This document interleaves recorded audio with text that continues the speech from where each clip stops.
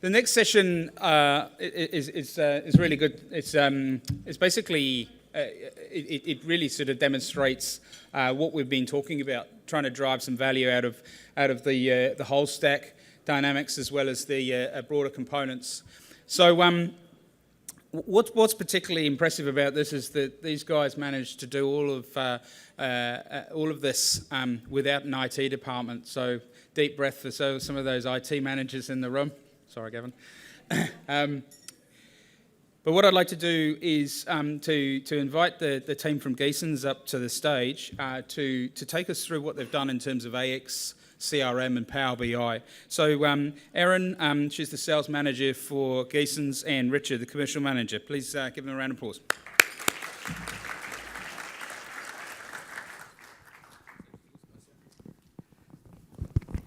Thanks for having us here today, guys. I guess just to give you a little bit of insight on who we are as a business, the guys at Intergen have asked us to come along and I guess tell our story. My name is Erin, as James mentioned. This is Richard, my colleague. Richard's our commercial manager. We're both based down in Christchurch at the head office, and my role is actually to look after New Zealand sales. So I'm a salesperson. I like to talk, hence why I'm talking first. I'll give Richard the wrap up at the other end. He likes to do the counting of the numbers and all that kind of stuff, so you can have the last say.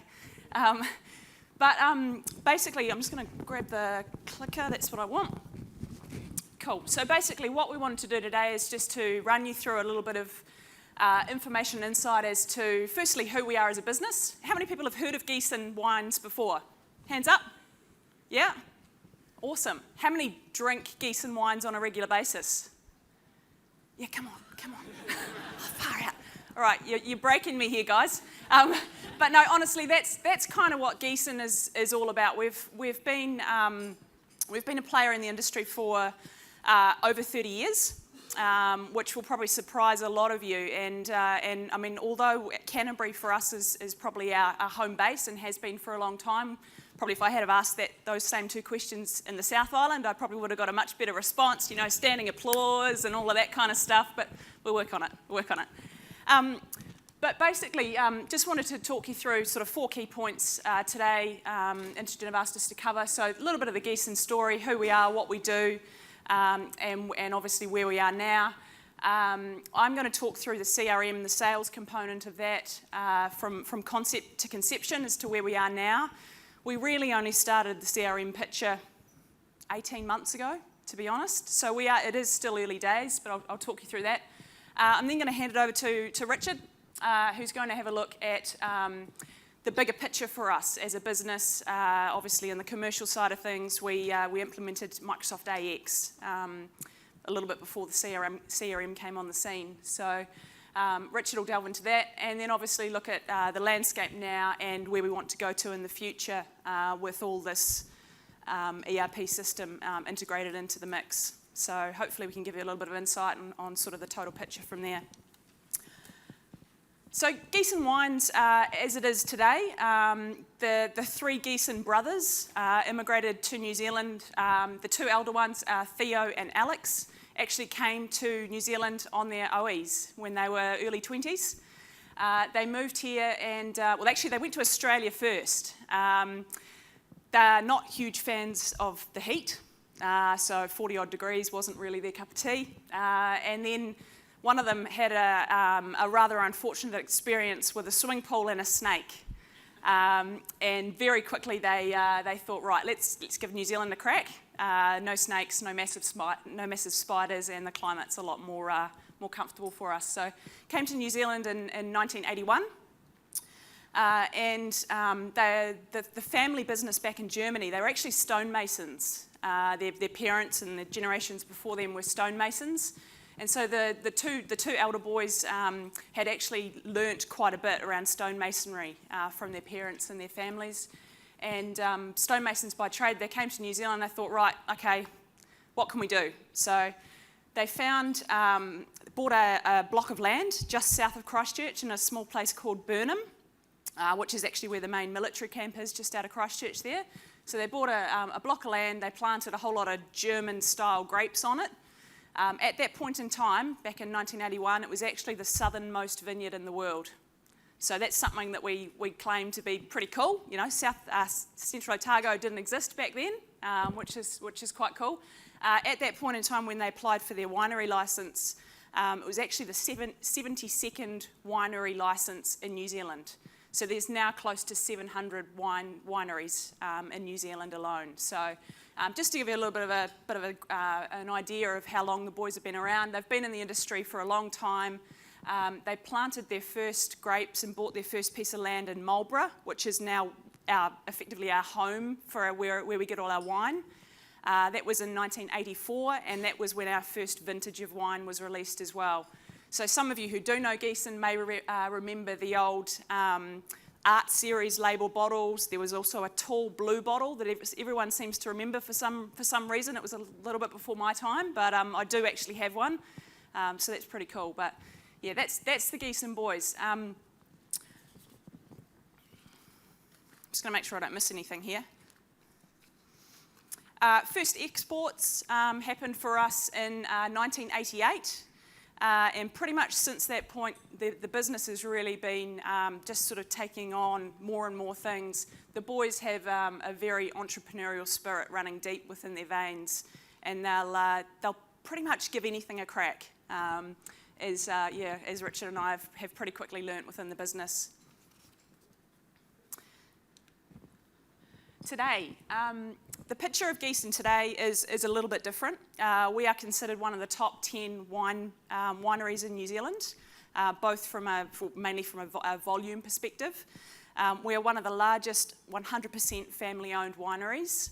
The boys are still involved in the business on a day-to-day basis. They still sign off pretty much every invoice that passes across our desks. They're really close to the business.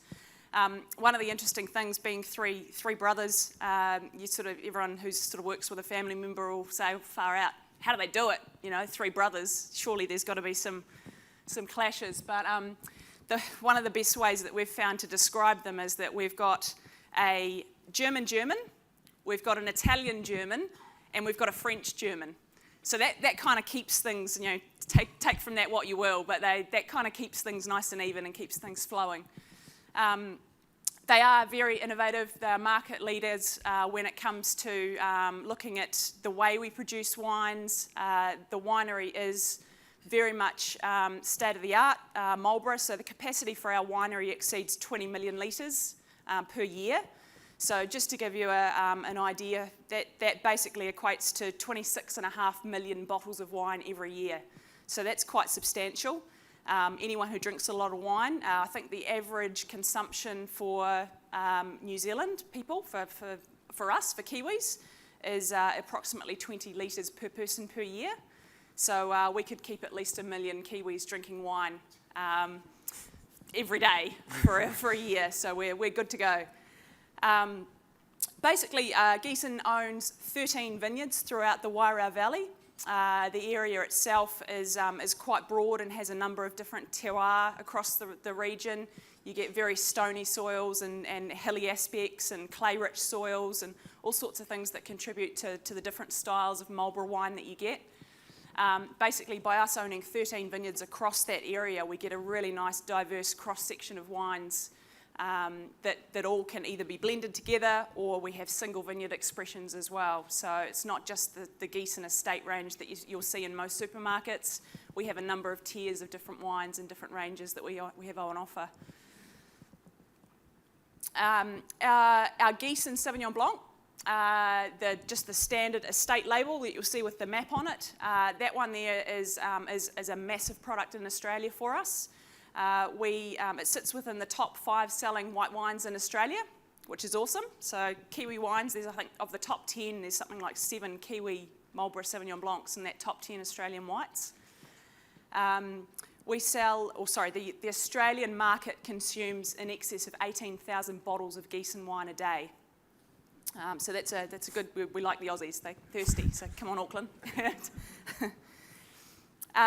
In New Zealand, our biggest product is actually our Riesling. So if any of you have tried our Giesen Riesling, it's actually sitting on the shelves in the New World stores at the moment. We collected a a gold and a top 50 in the New World Wine Awards, which is actually the 3rd year running for that Riesling. And that Riesling's actually the #1 Riesling in New Zealand. So if you haven't tried that, I task every one of you to go out there and try one of our Giesen Rieslings as soon as you can. It goes really nicely with a Thai beef salad or something like that, just to, we've all had lunch, but... Okay, Giesen Wines around the world. We export to over 30 countries around the world. We do produce world-class wine, and the world definitely knows it. One thing I think for New Zealand wine in general around the world is that we actually command one of the highest dollar values per bottle in most countries around the world for New Zealand wine. So that's one thing to be really proud of. New Zealand exports reached 1.42 billion in 2015, making wine the 6th largest export good by value to New Zealand. So wine's definitely a big thing when it comes to exporting.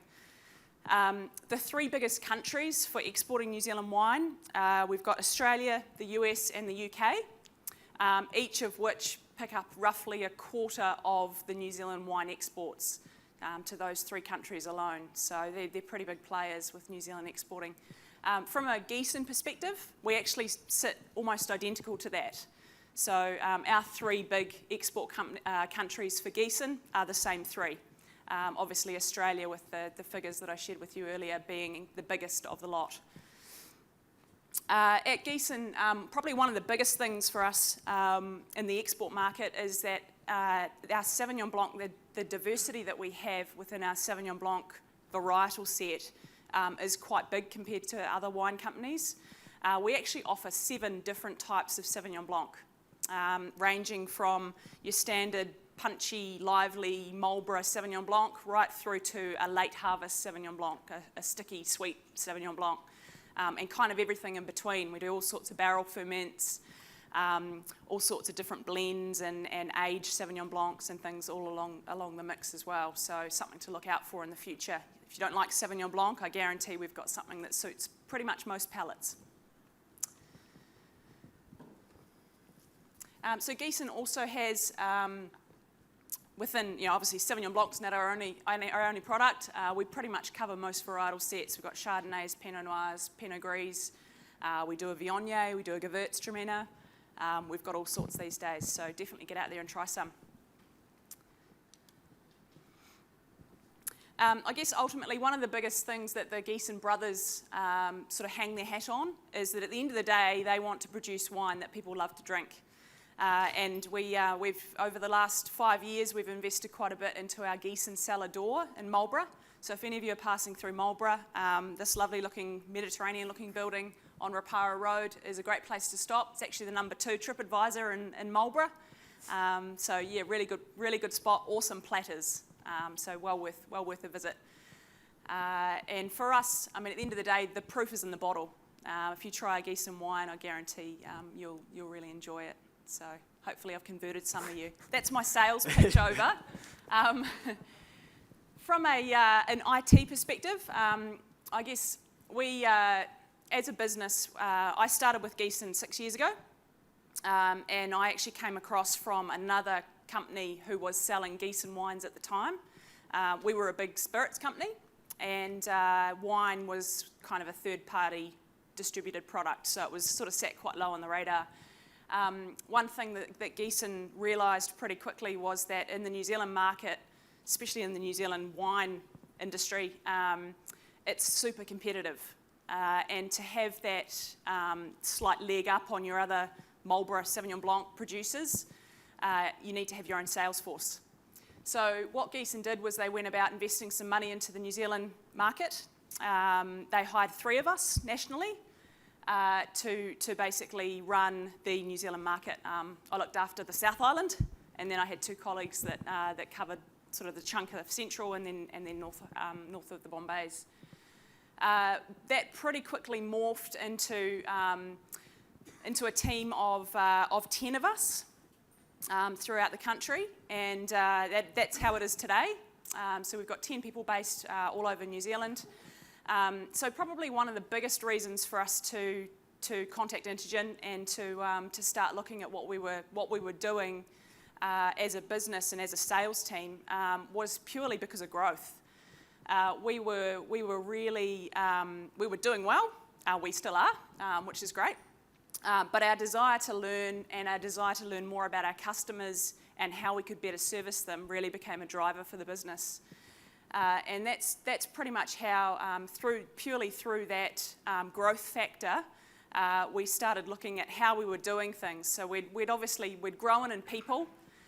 We needed to grow in reach more than what we were, and obviously by having more people we could start to do that.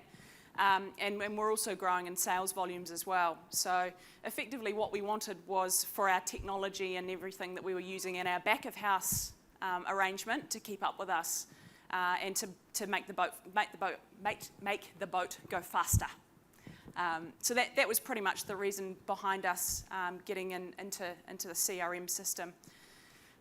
The business, basically, so we'd gone to 10 people in New Zealand, and then not long after that, the Giesen boys realised that the picture was working really nicely in the New Zealand market, and obviously because of our strength of brand in Australia, they decided to do the same thing. So they actually went through setting up an Australian sales team as well. So we now have 15 people on the road in Australia, right throughout Australia as well, which is probably quite stretched. But definitely there's the investment there to go further. We've recently just added 3 people into the US. In the past we've had a couple of UK people on the ground, and the business is definitely hungry to keep growing and keep learning. So yeah, massive reason for getting CRM and getting our back of house in line as well. In the earlier days we were using, everything was kind of separate. So we'd have an Excel spreadsheet that had our sales figures in it. We'd have an Excel spreadsheet that had our call cycles on it. We'd have Microsoft Word documents for our weekly reports. We had all sorts of things all over the shop. So as a sales manager, and as the sort of the GM of the business trying to report up, you're pulling all this stuff from all these different places and trying to make something match up. And I'm sure you all you understand what that is like. And this was definitely an answer to being able to do these things in one place, in one time, and effectively take out a lot of the fuzz around it. So that was the reason for it. Basically, what Intergen proposed we do was to effectively create a fully integrated system with AX, which Richard will obviously talk a little bit more about very shortly. But front of house, we were using CRM, and one of our main tools within CRM was our Resco, the Resco mobile app. So obviously CRM Online was our sort of back of house, where all the data was going to. That was sort of what the sales management team would use to run reports and do all of that sort of thing. And then from a front of house perspective, the guys on the road were using Resco. So we went about organising a roadmap, thanks to Intergen. They sort of put us on a path, and we just sort of said, look, this is what we want to achieve. You guys tell us what we need to do to get there. We certainly took their guidance. Microsoft Dynamics CRM gave us the ability to create a customisable situation that really suited our needs. It offered us the end-to-end capabilities, and obviously through Resco we got the mobile user-friendly pieces to that as well. We set it out in a phase implementation. So we launched with phase 1, whereby we were looking at our customer master data. We were looking at call cycles, and we were looking at basic ranging of our products within all our customers. And then phase 2, we've looked at sales order processes and a few other sales reporting bits and pieces. So we sort of broke it into 2 steps. One other thing we also found really useful with launching CRM for the sales team was we actually got the buy-in of the sales team really early on. And being a slightly smaller team, we were able to do that by having people that we identified as super users across the country. So if we had a team of, say 3 people based here in Auckland, one of them became a super user.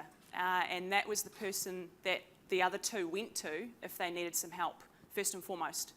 And that super user person also had the ability to feed into the design of the system for us. So all our terminology we made sure came from the team, We got their buy-in early on. And then one other key thing that I think with that super user team that I want to tell you about is that we purposely got someone involved who was who had less technological skills, someone who was a little bit more scared of change, a slightly older lady who hadn't had a lot of exposure to tablets and phones and all this sort of stuff in the past. We got her involved really early on, and that really helped, firstly, to show the other couple within the group who were along a similar vein, that they could do that and that they could get involved from an early stage and buy into the concept. But also what it meant is that we weren't ever going to make anything too complicated. So it kept it really simple, which was great, which was what we needed. The other, this is just a screenshot for you of our CRM Online. This is the way I sort of have a look at my team.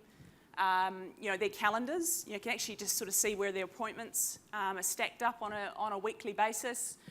From that, we're able to run reports on information that we want to gather. We're able to get effectively a call report, a day planner. We're able to gather a whole lot of stuff that we were using various different things for in the past, pretty much out of that one report there. This is the Resco view that we're using at the moment. Basically, one of the key things for us with Resco was, there's handfuls of them, but one of them was the fact that it was mobile, user-friendly, it was nice and simple to use, and it was available in both online and offline mode. So that gave us the ability to have that guy in Perth, who's in the outbacks of Australia, no internet connection, still meant that he could go out there and do his sales calls. He could enter his information as he went, and he didn't necessarily have to have the internet connection until later on that night when he got home and he synchronised all his information back to the main server. That was one of the key things for us, because our guys don't always have access to that. Also, we're using iPhones, we're using tablets, iPads and Samsung tablets on the road. So it meant that Resco was a nice, easy touch screen user interface, really simple to use. So that's just a map view of all of our customers in New Zealand, which is really simple. This is another screen. So this is what I guess the way I would explain this to some of the older sales members of our team was basically this was the old customer card. So we had everything in here that we needed to identify our customer, where they were, their master data, phone numbers, addresses, emails, all of that kind of stuff. It had their segmentation. So for us as a wine company, it's quite important to know which products are in which types of restaurants or bars or outlets or bottle shops. And it gave us the ability to sort of say, well, okay, let's slice the picture up this way this time by having all of that segmentation information there. Also, our call frequencies, we were able to track sort of how often guys, our sales team were getting to different types of customers. And, I guess the end result is the profitability from that particular customer for us. We were able to track our ranging, any notes, any other contacts, and also orders as well. So the reps were able to have effectively all the information they needed about that customer on that one screen. Nice and simple. Anna asked me earlier if I'm going to show any Power BI. So Anna, this one's for you. This is our Power BI card, our report card that we are still working on at the moment.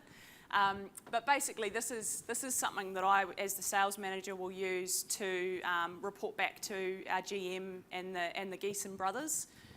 Effectively, it gives us the ability to show each territory, to show profitability, to show the way the types of products that the team is selling, the field team is selling. Also, things like average cost per bottle, average cost per case. All of that kind of information we can put into this Power BI report. I don't know if some of you saw earlier Anna and Fozzie's presentation about Power BI, but really useful tool and something that I definitely want to learn a bit more about. Early days for us at this stage, but definitely I can see the value in moving ahead with this, absolutely.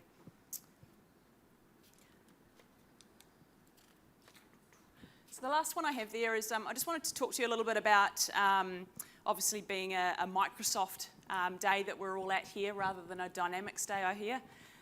We're actually using Yammer with some really cool results.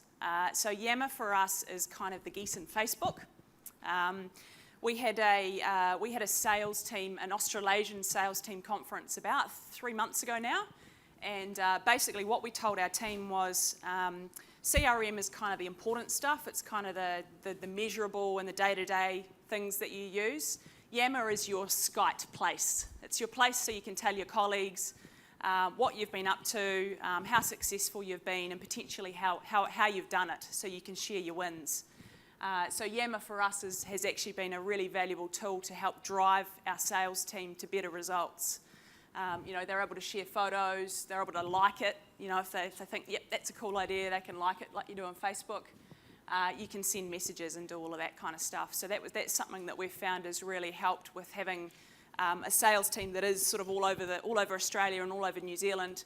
And then also all our office staff are linked into the same thing. So right through from our production line to our office staff and back of house staff, and then our winery and viticulture teams as well. They all have access to Yammer, so they can all see exactly what's going on throughout the business, right from the start, from the production through to the end sale and the customer.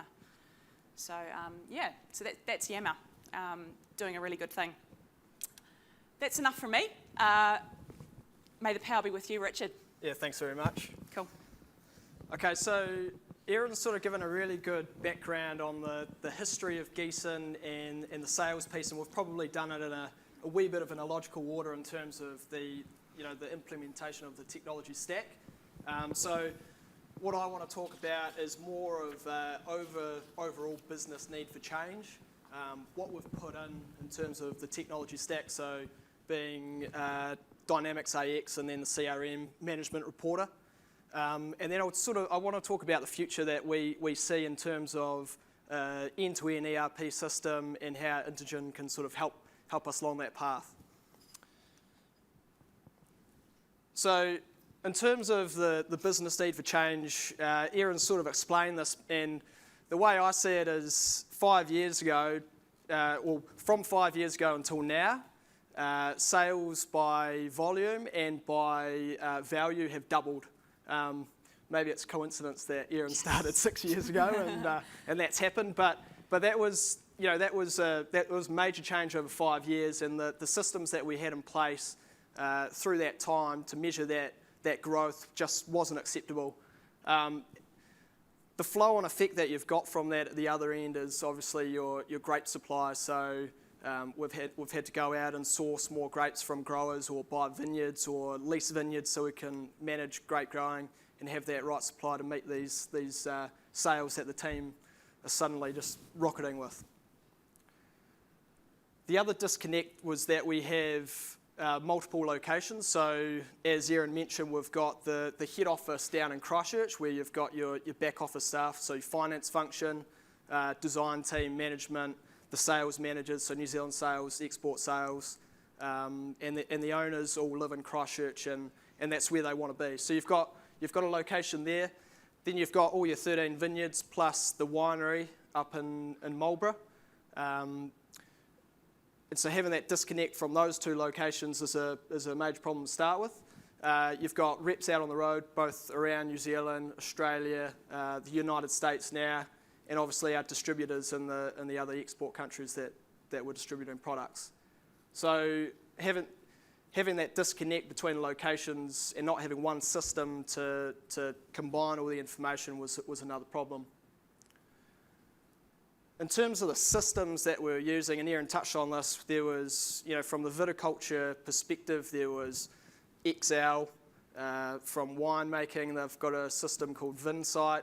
They were also using Excel. Production in terms of bottling, we're using Excel.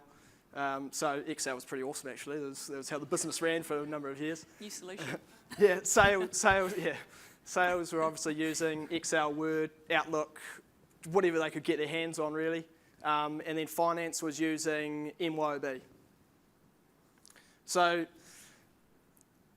all these systems, different locations, just started scare the brothers a wee bit in terms of risk profiling. They're selling a whole lot of wine, they're employing a whole lot of staff, and so we really need to look at an ERP system that could combine everything and give a good end-to-end process. So this is a sample of our technology stack. So the main one being Dynamics AX 2012, which went live on the 1st of July 2013. So just over 2 years of having that in place. And we've been with Intergen for 12 months now, so sort of half that time. So we're starting to really get that going really well in terms of the functionality out of it and get it really well streamlined. The other thing that we've just put in is Management Reporter. So we had that implemented as a project that we did on the 1st of July as well, in terms of a monthly reporting. And the other critical thing that Aaron probably didn't talk about too much in terms of sales reporting is the OLAP cubes, which, does anyone use the OLAP cubes? I hope I'm using the right terminology, but does anyone use those at the moment? Yeah, they're awesome. So I'll talk about that a wee bit as well. And then obviously the CRM and Power BI were the other two components for the sales function. Okay, so when the guys were looking at, what's the need for an ERP system, the first things that they looked at was the bottling production in terms of optimising that. So knowing from our sales forecast from this massive growth, how much we need to bottle, when do we need to bottle it, when do we need to order dry goods to, and then for the various markets that we're going to. The other part was finance. We were running a $800 a year MYOB package for a business which is huge, really. And then obviously the other big piece, which was the sales, which Aaron's talked about. So in terms of measuring the business, I'm a chartered accountant by trade, so I really like talking about the finance piece. So one of the big projects that we embarked on with Intergen this year was really optimising the whole finance reporting and getting into a monthly reporting routine. So prior to that, we were doing quarterly reporting. We've got a number of companies within the group, and so we were running trial balances into an Excel spreadsheet, consolidating it, and then there'd be no analysis on it. It would get sent to the bank to make sure we're meeting our covenants, and that was really the reality of the financial reporting. What happened was there was a pleasant surprise each month or each quarter that the business was still making money. So a good thing, but pretty risky in my view, especially when the guys saw the business growing.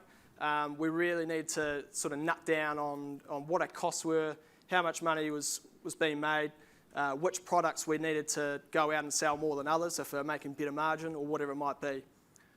So that's one of the key projects that we've got going now. And Management Reporter is a really, really good tool for connecting into Dynamics AX and pulling that information out. For example, if you're looking at, so what we did with the business as part of this project was departmentalise it. So going back on that quarterly reporting piece, we had group reports, but there was no analysis by department, right? So we knew the whole business was making money, but the department managers had no idea how their department was performing.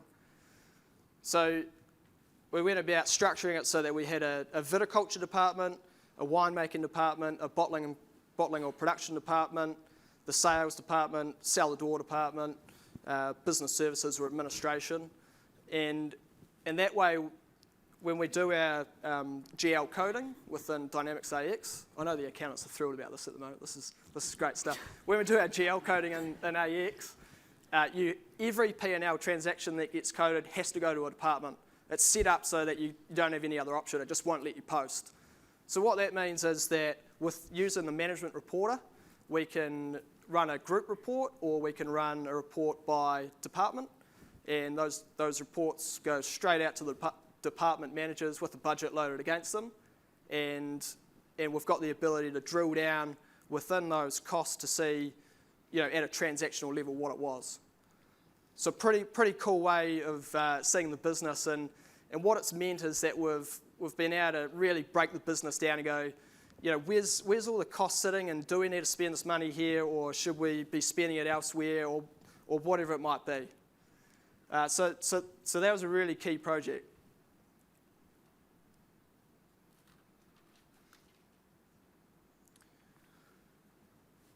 In terms of future projects, so we've had a couple of big projects in the last 12 months since we've been on board with Intergen. So we've had the CRM and Power BI piece. We've had the financial reporting and sort of restructure of the GL, I guess it was.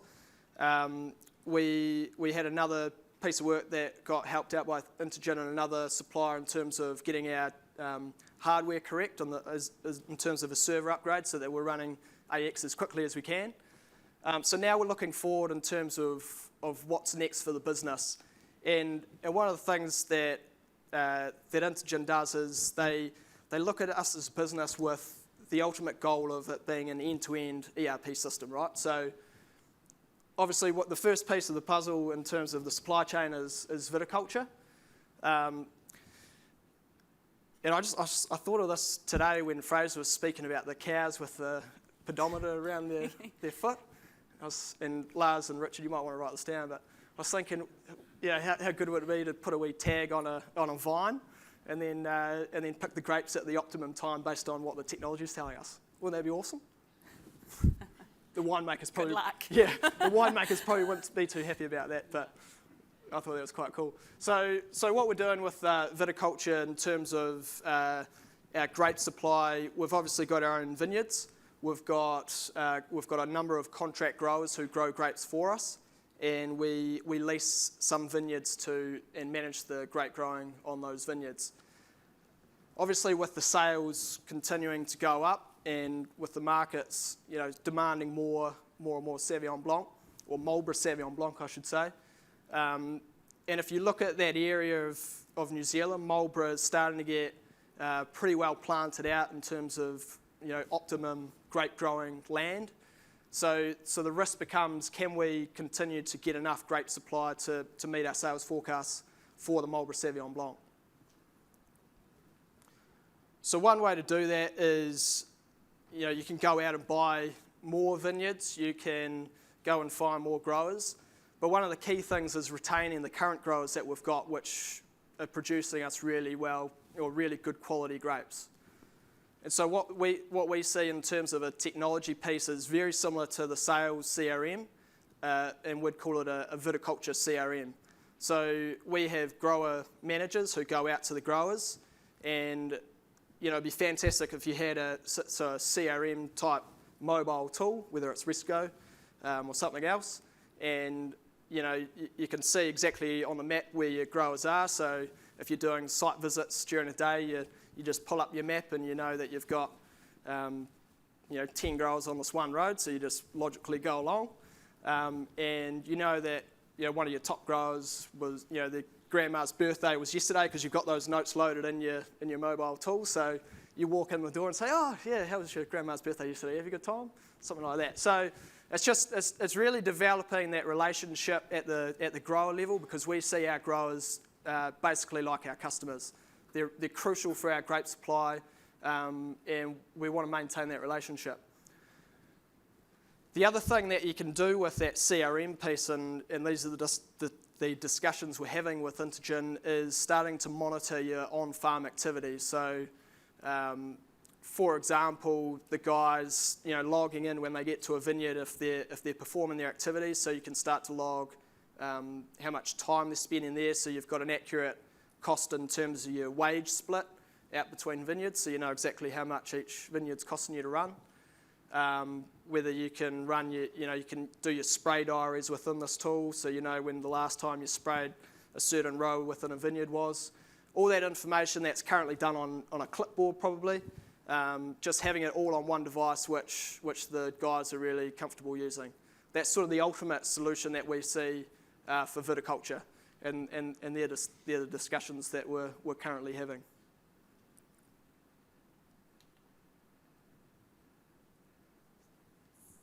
The other piece is winemaking, or the winery. So at the moment, we've still got a disconnect between the winery software and Dynamics AX. We're using a separate software system called Vinsight for our winery. So from this point going forward, it's trying to work out what the best way of integrating, or either integrating Vinsight with AX or finding a way to get Intergin to develop a end-to-end system in terms of building a winemaking AX type system. As far as we're aware, there's no other players in the industry yet that have done it, so we're sort of siding on the, we're cautious about going forward and being the guinea pig in that situation. Gotchas. So, as James mentioned, we don't have an IT department. Erin is the New Zealand sales manager, but she's basically spent probably the last 6 months being, a lot of hours behind her desk working with Intergin to get the CRM piece right. So she's effectively been the IT manager in that regard, and she's done a really, really good job. So I think if you're embarking on a ERP implementation, one of the things you've really got to consider is, do you have champions within the business to, one, get the implementation going smoothly, so that you're working with the consultants to make sure they understand the business and get things set up right from day one, which is something that we probably didn't get right in the first instance with our first supplier. And then obviously you need to make sure that you're aligning with the company strategy. So is your company looking to grow? Do you need to invest this amount of money into an ERP system? What is it? The other thing which Erin sort of talked about is having that all-in approach. So, and it's not just from guys using the the Risco system out on the street when they're selling wine. It's everyone in the back office. So you've got to have your AP clerks, you've got to have your accountants on board, you've got to have production guys on board, and they've all got to be committed to doing the training, understanding the system, and then optimising it so that the whole business benefits from that ERP system.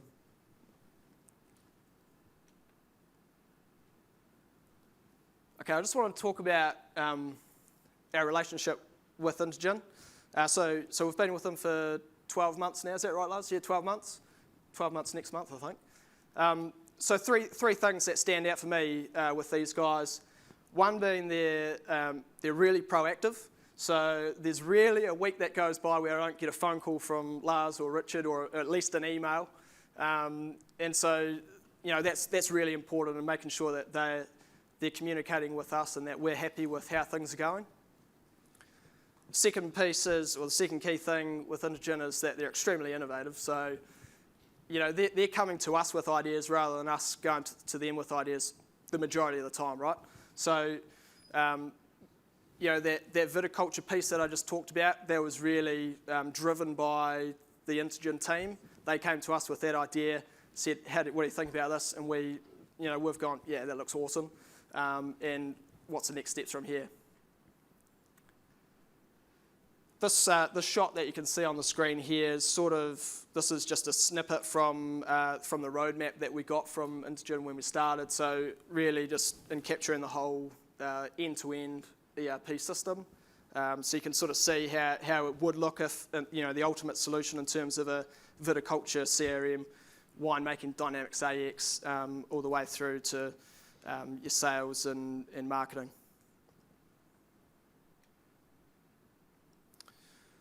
So that's really all I've got as well. There's one thing I forgot. It's a really important thing.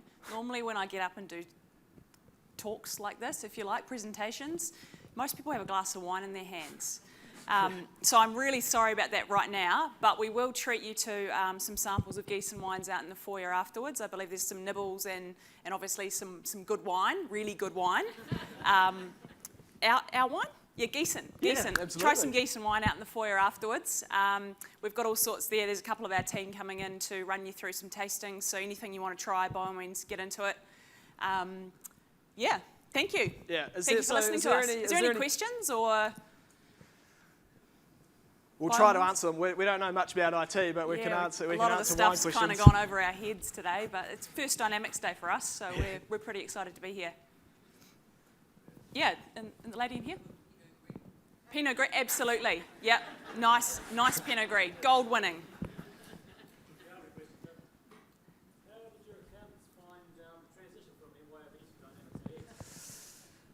That's for you, Richard.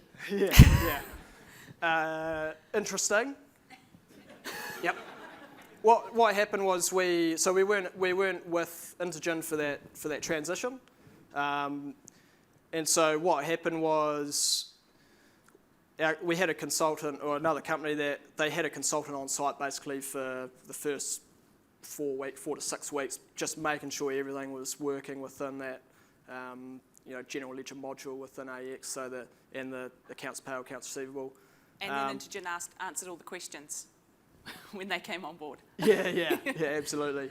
In terms of transitioning the data from MYOB, there wasn't a whole lot of thought process around let's start from scratch and fully restructure the GL at that point, and that sort of caused issues in terms of the optimising AX for that first 12 months. We weren't really getting much more out of it in terms of financial reporting than what we were with MYOB.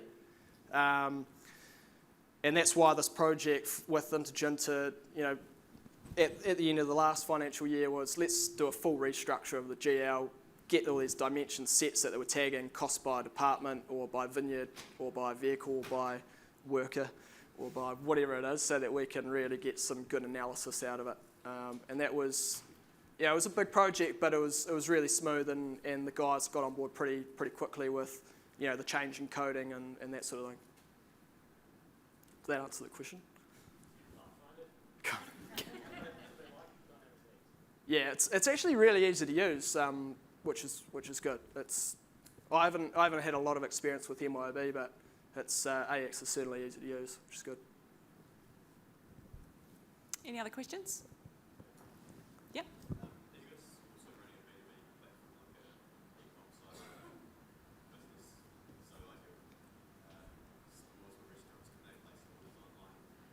We do have an online shop, which we're kind of early days for that as well, to be honest. But we do have a shop there. We don't get a lot of sales through it. Not at the moment. Yet. That's yet to come. Yeah. So probably to answer, you probably know. Everything we do is kind of us servicing retailers, restaurants, supermarkets, bottle shops, all of that kind of stuff. Yeah. No, they can't. No, we still use, so most of the, for example, Foodstuffs, Progressive, all of the key warehouses within New Zealand that are mostly grocery, they all have their own online ordering systems, which any FMCG company will be aware of. The smaller, what we call our direct business, is all done through our sales force. Yeah, so they take the orders. Yeah. Anything else? Everyone wants a wine. Yeah. Awesome. Thanks for having us, guys. Yeah, thanks very much.